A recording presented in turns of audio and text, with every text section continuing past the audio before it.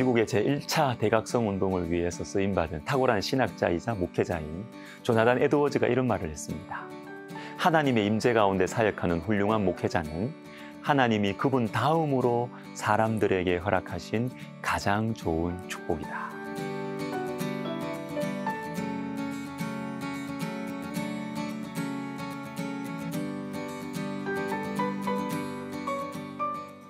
미가서 3장에는 지도자들에 대한 말씀이 많이 나옵니다. 정치 지도자들과 영적 지도자들, 그중에서도 더 많은 말씀이 할애되는 것은 제사장과 선지자, 영적 지도자들의 죄악에 관한 것입니다.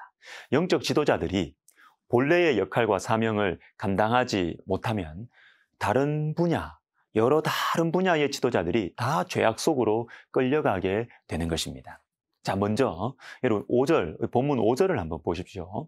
내 백성을 유혹하는 선지자들은, 자, 여러분, 목회자가 뭐 하는 사람입니까? 목회자들은 사람들로 하여금 하나님께 가까이 가도록 도와줘야 되는데 도리어 내 백성을 유혹해요.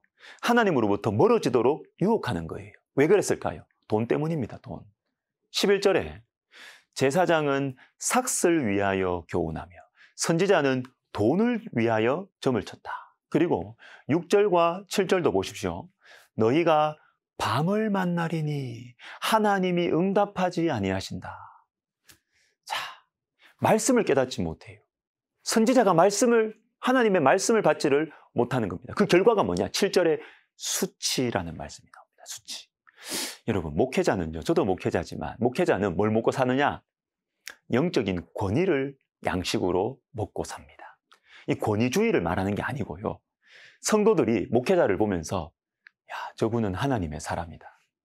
저분은 하나님의 말씀을 받아서 전하는 분이고 하나님의 성령으로 충만하신 분이다.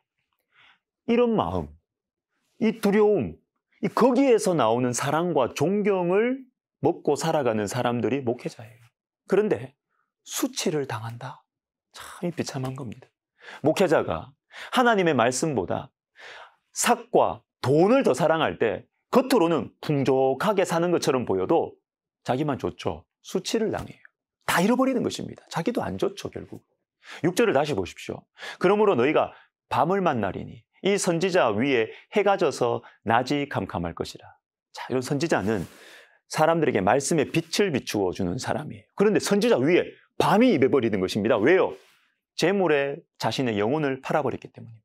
하나님께서 선지자로 세우신, 말씀의 사역자로 세우신 목적이 무엇입니까? 말씀의 빛을 비추어 주는 것이지 부자 되는 것이 선지자의 사명이, 목적이 아니라는 것이죠. 최근에 한 선배 목사님과 만나서 이런저런 이야기하고 교제하면서 야, 제가 이 평생에 잊지 말아야 되겠다 하는 귀한 이 교훈을 마음에 새겼습니다. 그건 목회자는 그 영혼이 하나님 앞에서 반짝반짝 빛나야 된다. 영혼이 반짝반짝 빛나야 된다. 이게 무슨 말이냐면 아무리 중요한 일이라도 싸워서 이기는 것이 목회자의 본질적인 목적이 아니라는 거예요. 왜? 싸워서 이겨놓고 영혼이 어두워질 수 있기 때문입니다. 싸움에서는 이겼는데 영혼의 빛이 다 사라져버릴 수 있기 때문이에요. 하나님 앞에서 영혼이 반짝반짝 빛나야 된다. 제 마음속에 깊이 새겼습니다. 사도 바울에게 하나님께서는 귀한 마음을 주셨어요. 고린도후서 12장 9절에 크게 기뻐함으로 나의 여러 약한 것들에 대하여 자랑하리니 이는 그리스도의 능력이 내게 머물게 하려 함이라. 자, 그리스도의 능력이 내게 머물게 하려 함이라. 여기에 바울의 결심이 들어있어요. 나의 여러 약한 것들, 내 인생의 부끄러운 것들, 사람들이 나를 막 무시하게 만드는 그 나의 결격 사유. 그러나 내가 이런 것들을 도리어 기쁨으로 자랑하는 그 이유가 있는데 그건 뭐냐면 그리스도의 능력이 내게 머물도록 하기 위해서라는 거예요. 다른 것들, 내가 다 놓친다고 하더라도 그리스도의 능력만은 나는 놓칠 수 없다라는 결심이죠, 결심. 사랑하는 여러분, 목회자를 위해서 기도해 주십시오. 그리고 제가 이런 말을 드리는 것이 좀 이상하지만 목회자의 마음을 힘들게 하지 마세요. 물론 목회자들도 잘못하는 거 많아요. 그러나 목회자의 영혼이 하나님 앞에서 반짝반짝 빛나도록 여러분 그것을 위해서 기도해 주시고 배려해 주시기를 부탁드립니다. 그래야 순전한 말씀이 흘러나와요. 그래야 교회가 살고 여러분들이 살아나는 것입니다. 마지막으로 프란시스 첸이라는 미국 목사님의 글을 좀 소개해 드리려고 합니다. 이분은 미국 이 LA 메트로 북부에 있는 벤투라 카운티, 뭐 어딘지 몰라요. 근데 이곳에서 가장 큰 교회 중에 하나였던 코너스턴 커뮤니티 교회를 개척하셨습니다. 그러나 주님의 인도하심에 순종하기 위해서 갑자기 오래전 어머니께서 목회하시던 홍콩의 가장 가난한 지역으로 그 큰 교회 목회를 내려놓고 그 지역으로 가요. 이분이 자신이 쓴 책에서 이런 말을 한 적이 있습니다. 한번 들어보십시오. 수많은 인파가 내 설교를 들으러 모이는 것을 보고 흥분하던 때도 있었지만 그런 시절은 오래전에 끝났다. 지금 내가 깊이 갈망하는 것은 하나님의 영이 인간의 이성으로 조작되거나 설명할 수 없는 것들을 행하시는 것이다. 갈멜산 전투 장면에서 내가 가장 좋아하는 부분은 이 모든 일들이 끝난 후에 모든 백성들이 엎드려 외치는 부분이다. 여호와 그는 하나님이시로다. 여호와 그는 하나님이시로다. 그들은 엘리야는 위대한 설교자다 라고 말하거나 엘리야야말로 하나님과 소통하는 법을 확실히 아는 자다라고 말하지 않았다. 그저 그들은 하나님께 충격을 받았다.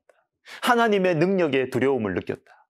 그들은 자신들이 경험한 것이 엘리야에 의해 조작될 수 있는 것이 아님을 알았다. 여러분, 멋있지 않아요? 인간의 능력, 목회자의 어떤 능력이 아니라 하나님의 능력이 머무는 것, 이게 바로 목회자의 갈망이 되었다. 저도 노력하겠습니다. 완벽하지 않지만 이 갈망이 시들지 않도록 노력하겠습니다. 그러니 성도 여러분들도 저희 목회자들을 위해서 기도해 주시면 감사하겠습니다. 기도하겠습니다. 하나님 아버지, 하나님의 능력이 머무는 목회자, 하나님 앞에서 영혼이 반짝반짝 빛나는 목회자들이 될 수 있도록 저희가 수고하고 위하여 기도하는 모든 성도들 되게 하여 주옵소서. 예수님의 이름으로 기도하옵나이다. 아멘.